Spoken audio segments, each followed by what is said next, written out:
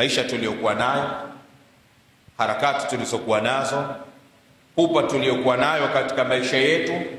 Ukiona mahala mambo hayaendi sawa, ukiona mahala mambo hayaendi vyema, ni sisi kutosimama katika misingi inayotakikana ambayo ikatupelekea tukaingia katika ufisadi ama ufuska. Mtume Muhammad sallallahu alayhi wasallam katika kututahadharisha na kutupa misingi itakayotusaidia kutuvusha salama na kutokuingia katika dimbwi la ufisadi ama la ufuska.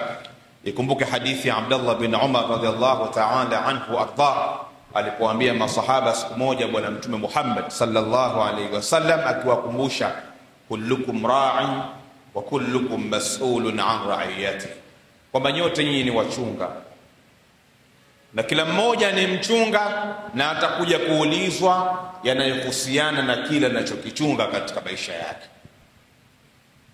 Hadithi ndefu, Mtume akaeleza watu mbalimbali kwa nafasi mbalimbali, lakini tulishukuru kwa ujumla wake tu kwamba ujijue wewe hapo ulipo ni mchunga, ni kiongozi,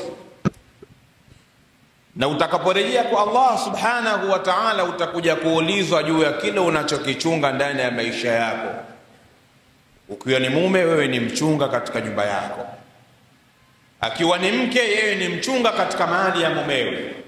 Ukiwa ni kiongozi wa kidini, wewe ni mchunga kwa unaoongoza katika dini yako. Ukiwa ni kiongozi wa kisiasa, wewe ni mchunga kwa wale unaoongoza. Una jukumu la kutenda haki kwa wale unaoongoza na vile walivyokuwa navyo. Lakini hata ukiwa wewe ambaye huna unayemuongoza, basi vile alivyokujalia Mwenyezi Mungu Subhanahu wa Ta'ala ndani ya maisha yako miongoni mwa mali na neema mbalimbali, jijue wewe ni mchunga, na Mwenyezi Mungu Subhanahu wa Ta'ala atakuja kukuuliza juu ya vile ambavyo alikupa uvichunge ndani ya maisha yako.